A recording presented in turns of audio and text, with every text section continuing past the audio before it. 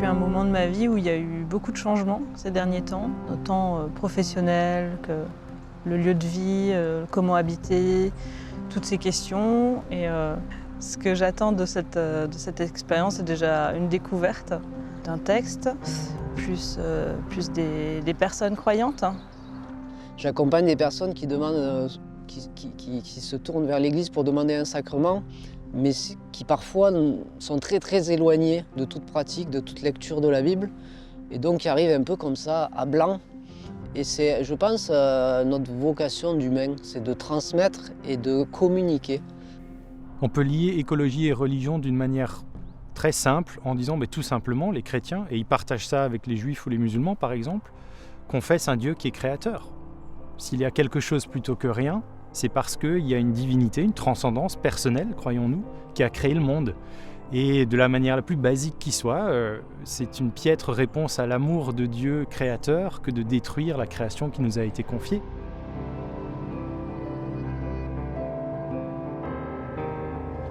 Bonjour. Bonjour. Bonjour. Bruno. Martin, enchanté. Enchanté. Fanny, enchantée. Marion. Bienvenue à Écovert. Merci.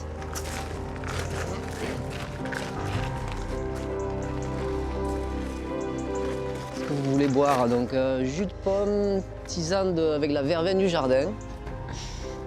Hop. Alors qu'est-ce que vous faites dans la vie? Alors je suis enseignante, j'enseigne les métiers du bâtiment dans un collège, dans une section adaptée. Et je vis aussi dans un écolieu. Ah, qui est situé où? Qui est situé sur les hauteurs de Lintal en Alsace. D'accord. Et moi, j'ai plusieurs fils que je noue dans mon chemin. Le premier, c'est je suis théologien écologique, donc j'ai un doctorat en théologie écologique, protestant, à mi-temps. Et l'autre mi-temps, je travaille avec une ONG interreligieuse pour le climat qui s'appelle Green Faith. Et dans mon bénévolat, c'est le troisième fil, je préside la commission écologie et justice climatique de la Fédération protestante de France.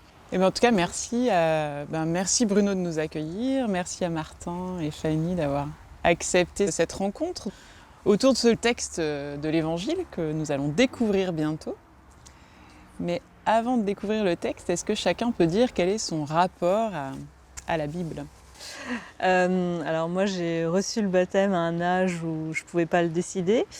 Et après je ne peux pas dire que j'ai eu une éducation religieuse particulière. J'ai eu les cours de catéchisme imposés en Alsace et ça s'arrête là. Notre rapport à la Bible, c'est une bonne question. Il tient d'une part à la profession, quand on est engagé en théologie, donc un rapport intellectuel, presque un peu distancié, froid d'une certaine manière. On regarde le texte, on l'étudie, on va vers les langues originales.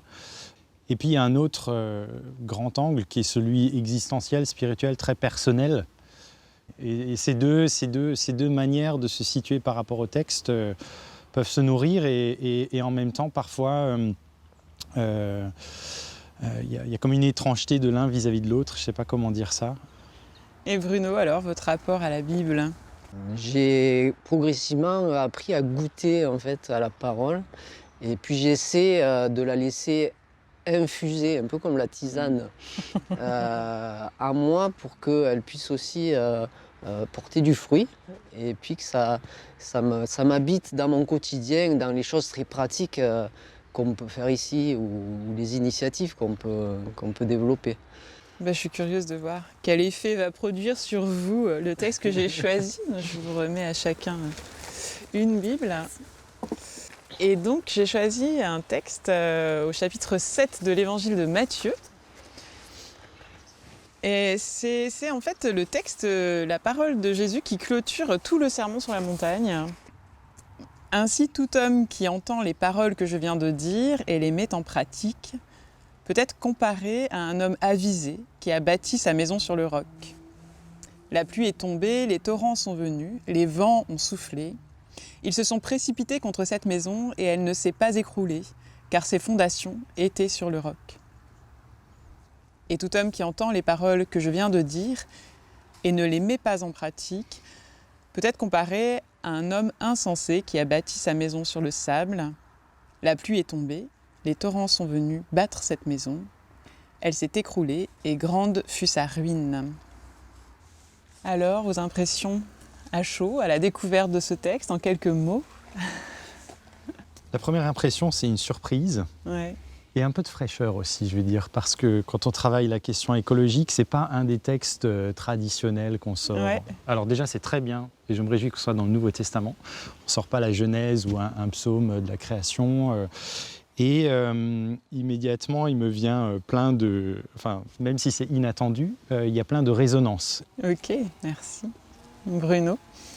Ben, ça fait résonner à moi ce rapport qu'il y a entre la relation à Dieu et la relation à la terre et à ce qu'on y fait, c'est-à-dire au sens des actions qu'on va avoir dans notre milieu. Donc c'est un texte qui vous plaît plutôt? Ah oui, oui, Ouais. ça me plaît beaucoup. On parle de construction, tout ça. Eh ben oui. C'est un peu ma partie aussi, l'éco-construction. Et Fanny? Alors moi, je m'interroge sur ce qui se passe avant Eh oui, pour, bien sûr. pour pouvoir dire ce qui est écrit là. Après, je le vois vraiment comme une comparaison, une mise en garde de là où est-ce qu'on doit construire ses propres fondations, ses valeurs. C'est tout un parcours à faire et puis qu'on va pouvoir prendre un temps personnel avec ce texte pour déployer les résonances. Il y a des petits coins où on peut aller s'installer pour méditer ici, Oui, tranquillement. oui, oui, vous trouverez des coins tranquilles au milieu de la nature, des jardins. Alors voilà, une Bible et des jardins. Ainsi, tout homme qui entend les paroles que je viens de dire et les met en pratique peut être comparé à un homme avisé qui a bâti sa maison sur le roc. La pluie est tombée, les torrents sont venus, les vents ont soufflé. Ils se sont précipités contre cette maison et elle ne s'est pas écroulée car ses fondations étaient sur le roc. Et tout homme qui entend les paroles que je viens de dire et ne les met pas en pratique peut être comparé à un homme insensé qui a bâti sa maison sur le sable. Si vous deviez la résumer, qu'est-ce qui fait rock justement dans cette parole? Alors quelque part, ce qui fait rock, ça peut être c'est la notion de la fidélité peut-être. Ouais. Quand on est fidèle au rocher, on peut construire quelque chose dans le temps. Mhm. Et donc il y a cette idée aussi de permanence, de construction progressive, qui nous lie aussi à l'intemporel, à Dieu. C'est parce qu'on est unis à Dieu qui est dans l'intemporalité que finalement on va pouvoir passer un jalon aux générations d'après. Ouais. Et donc c'est quelque part cette parole de Dieu qui perdure à travers les générations. On est dans une société de contrôle, de maîtrise, de sensation de toute puissance. Et on voit aussi où elle nous mène, cette société, en tout cas cette idéologie qui transparaît dans cette société. Et donc je pense que l'humilité, l'humilité, ça vient d'humidité, d'humus, c'est la base de la fertilité et de la croissance. Ici, vous bâtissez quelque chose qui vous est inspiré aussi par votre foi chrétienne, mais qui est ouvert à tous. Quelles sont ces valeurs communes qui peuvent faire sens? Ces valeurs de base, la vérité, la fidélité à la parole, l'amour, le bien commun, voilà. C'est finalement des valeurs universelles. Et c'est vrai que le chrétien ou le croyant va y rajouter une couche de transcendance et de relation à Dieu. Après, celui qui n'est pas croyant, qui n'a pas reçu cette grâce de croire en Dieu, c'est pas pour autant qu'il ne peut pas être dans ses valeurs, les respecter, et quelque part donc respecter Dieu et vivre une certaine relation avec lui, même sans le savoir, on va dire. Moi, je crois en ça. Et en tous les cas, ce qu'on observe sur un lieu comme ici, c'est que si on ne met pas ces valeurs au centre de la relation, du vivre ensemble, de la gouvernance collective pour gérer la vie quotidienne, eh bien très vite, on va vers du chaos.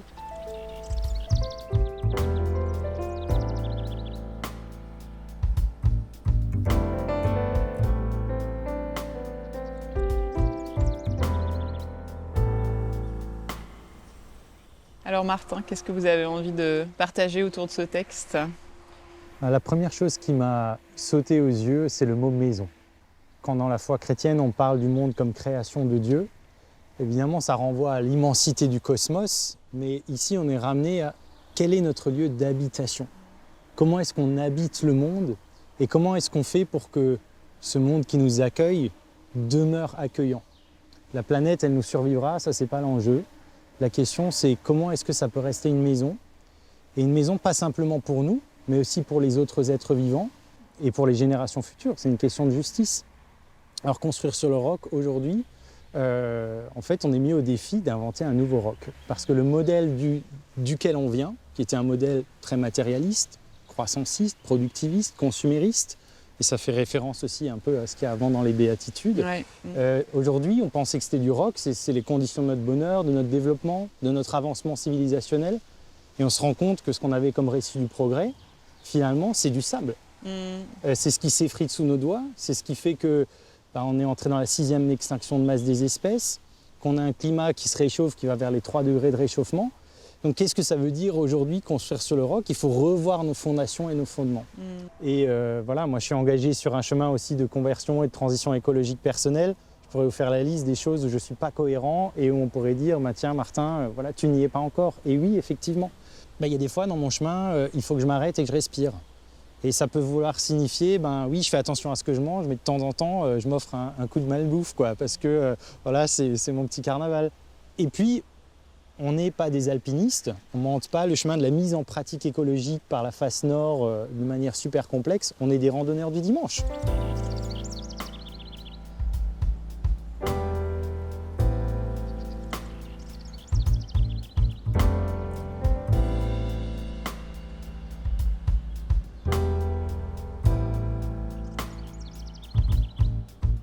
Alors j'ai pensé que ce texte pourrait peut-être vous intéresser. Je l'ai aussi un peu choisi par rapport à votre activité dans les métiers de la construction. Donc est-ce que c'est une métaphore qui peut vous parler aussi dans votre vie aujourd'hui ? Alors oui, tout à fait. C'est ce qui m'a plu dans le texte aussi. C'était déjà qu'il y ait des notions de fondation, de bâtir, de maison. Qu'est-ce que ça peut être par rapport à la Bible. Donc on parle de construction et surtout du terrain en fait, d'abord, entre le sable et le roc. Pour moi, j'assimile le roc à quelque chose d'élevé en fait, sur une hauteur, une montagne par exemple, et le sable plutôt proche du niveau zéro, donc proche de la mer. Ça me parle par rapport à l'endroit où je vis en fait, qui est en haut d'une montagne. Ça me rassure beaucoup. Je me dis de la hauteur. Peut-être que sur mes hauteurs, j'ai choisi le bon endroit. Voilà. Ouais, je n'avais pas pensé à ça, à cette dimension d'élévation entre le sable et le roc. Donc ce serait une façon de fonder sa vie en prenant aussi de la hauteur. Et puis surtout dans le texte, je le comprends aussi comme une mise en garde en fait. De ne pas construire sur du sable.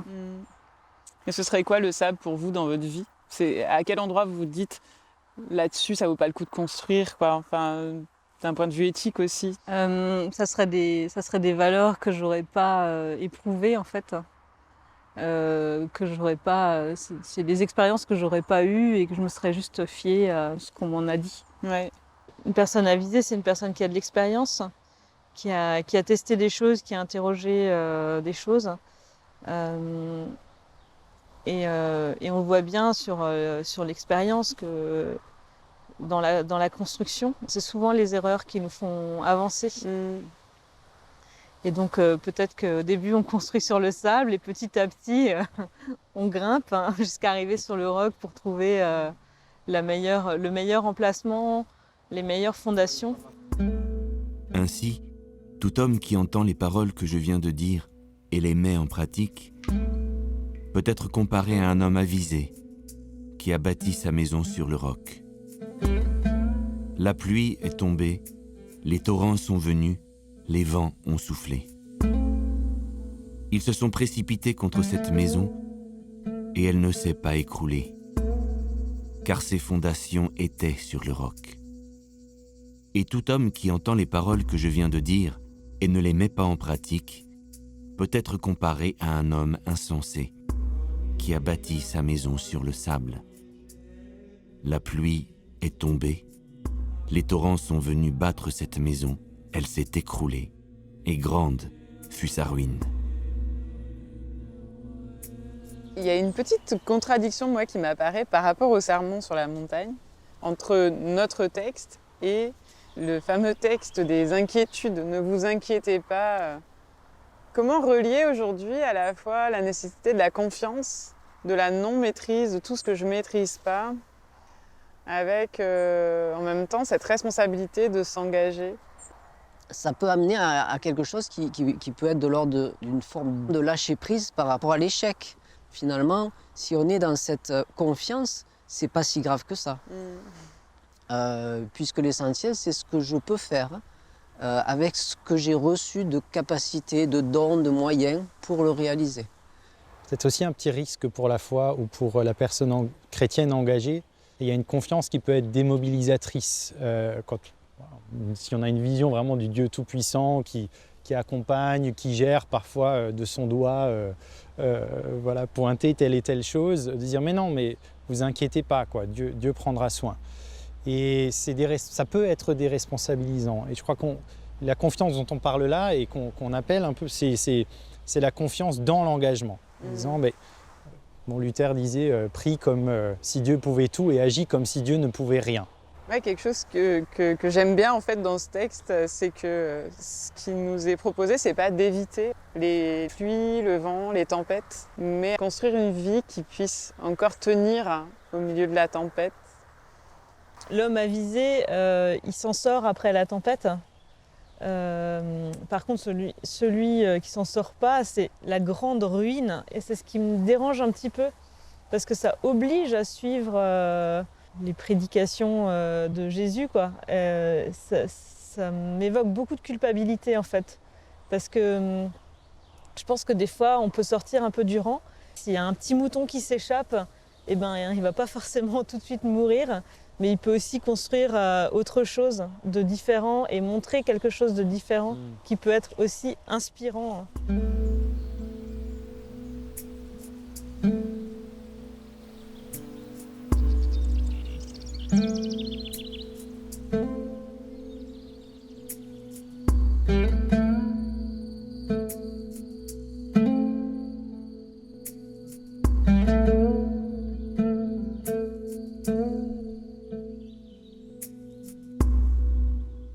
Chaque jardin a son appellation ici, c'est le jardin Origine.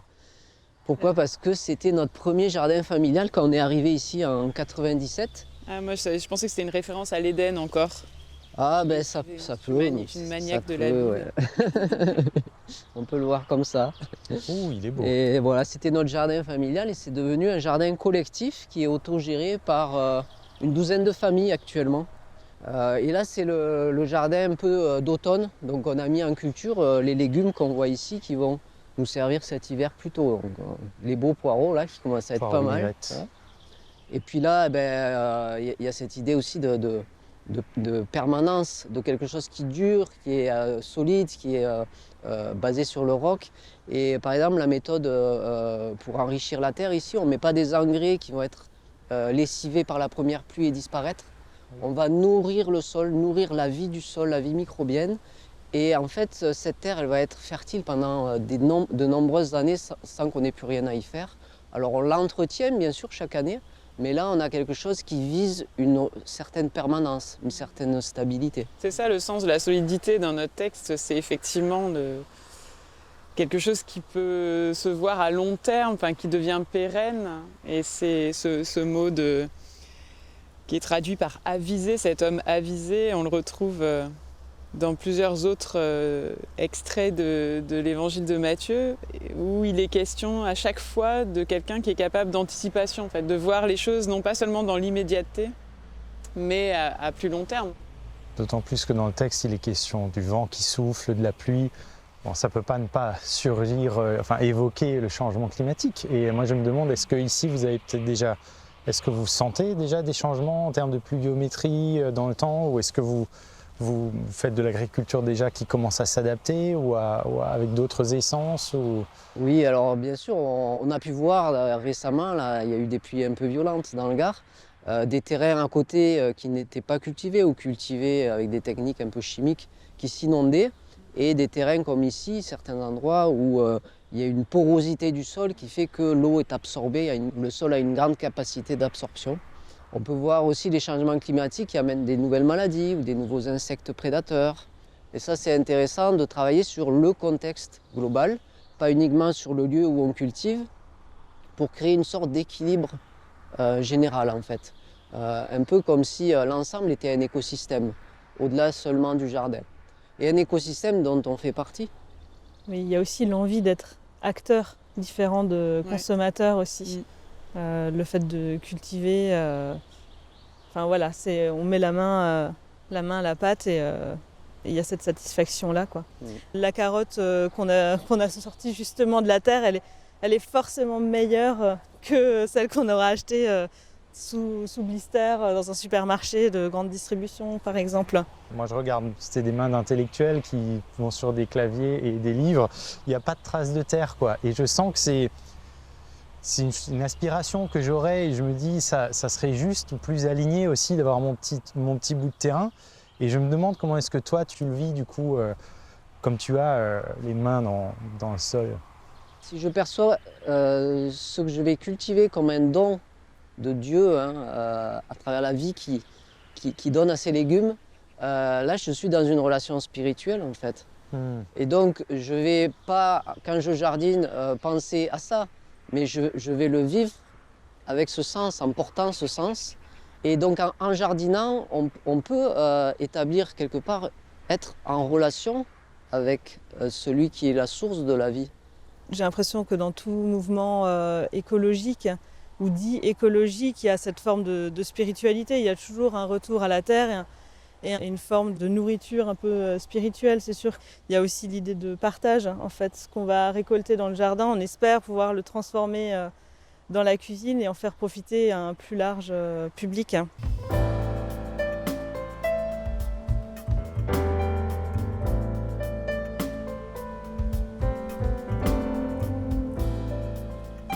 Voilà, alors là on est sur une zone où on a une phytoépuration. La phytoépuration, c'est les bassins où il y a des plantes qui sont des roseaux ou des iris d'eau dans la dernière partie qu'on voit ici. Et on envoie les eaux usées, donc les eaux grises, de bassin en bassin. Et les éléments polluants vont être décomposés par des bactéries.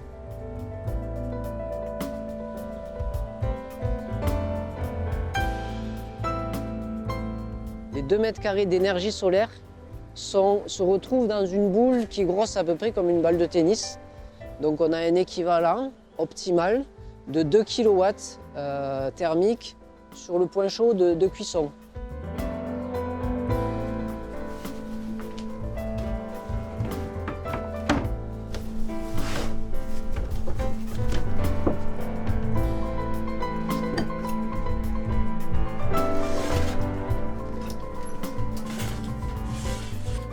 Ça commence à sentir bon là.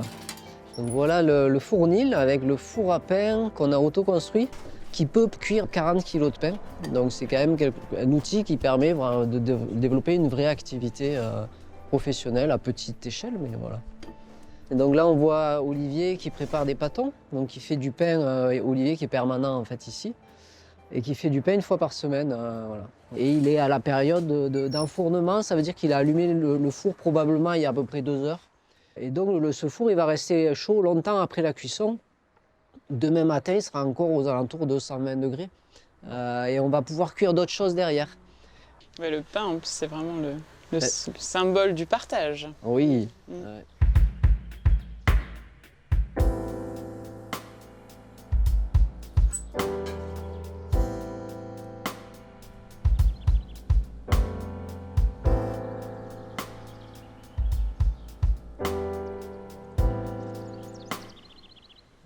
Voilà, donc là nous sommes au milieu d'arbres fruitiers qu'on a plantés ici. Ce terrain était nu, il n'y avait pas un seul arbre, il fait 2 hectares et depuis une vingtaine d'années en fait on met des arbres de variétés anciennes, des fruitiers. Donc il y a plus de 200 variétés d'arbres en fait. Ouh. Pommiers, poiriers, même des arbres qu'on ne connaît pas trop comme les nachis, il y a des pamplemoussiers, même des goyaviers qui résistent au froid. Voilà, et donc l'idée c'est une association entre les parcelles de jardin et puis les arbres. Et donc ça va être en interaction bénéfique. Les haies par exemple, on sait que ça favorise la biodiversité et les insectes dits auxiliaires qui vont réguler les populations de parasites dans le jardin. Donc l'arbre est vraiment très important pour cet équilibre global. Ouais. Et là aussi, il y a une question de temps. Enfin, l'homme avisé, c'est aussi celui qui est patient.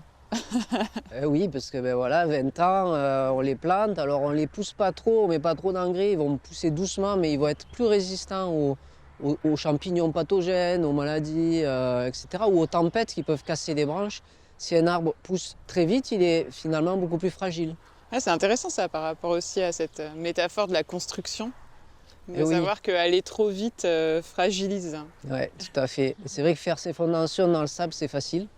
Les faire dans le rocher, c'est beaucoup plus difficile, c'est beaucoup plus fatigant, beaucoup plus long. Mais le résultat, c'est la durée, la pérennité et la solidité au final. Ouais. Après, construire sur un roc, si on est plusieurs, c'est aussi plus plaisant en fait. Je pense à notre écolieu où on a fait une campagne de parrainage d'arbres. D'accord. Où voilà, juste à notre petit groupe, c'est lourd en fait de financer de la plantation d'arbres. Mais le fait de toucher nos proches, nos réseaux, les gens, les locaux en fait, et de se dire qu'ils vont parrainer un arbre et que quand ils vont venir, ils vont voir leur petit nom sur l'arbre et qu'ils vont pouvoir peut-être faire une cueillette, etc. C'est encore plus plaisant, donc c'est une construction collective. C'est une construction collective. Et on se rend compte que nous, dans les projets qu'on mène, que seul, on n'aurait jamais pu faire ça. Ouais, c'est ça. C'était impossible. Et l'arbre est un compagnon de la Genèse à l'Apocalypse. On commence avec les arbres du jardin, on finit avec un grand arbre dans la Nouvelle Jérusalem, enfin dans l'Apocalypse. C'est vraiment, parmi le végétal, c'est un végétal qui suit l'humanité et qui est un symbole de foi, les racines, le tronc, les fruits. Enfin, il joue vraiment quelque chose là dans la métaphore. Il paraît qu'on attribue à Luther cette phrase si c'était la fin du monde demain, je planterais un pommier, non, c'est pas ça, ou un arbre, c'est vrai, non? Alors, on lui attribue, mais je l'ai entendu dire par d'autres confessions ou même religions, donc D'accord. apparemment ça fait partie de ses paroles de religieuses. sagesse universelle. Exact.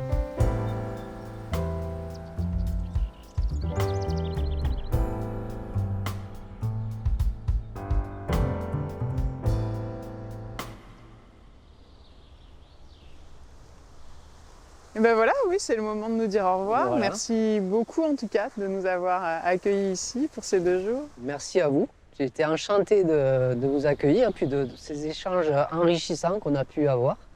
C'est toujours un plaisir d'accueillir des gens, leur faire découvrir notre petit monde et puis être enrichi aussi de la diversité de chacun. Je suis très contente d'avoir découvert ce lieu. Ça fait plaisir de voir que des gens ont plus d'expérience pour faire du beau.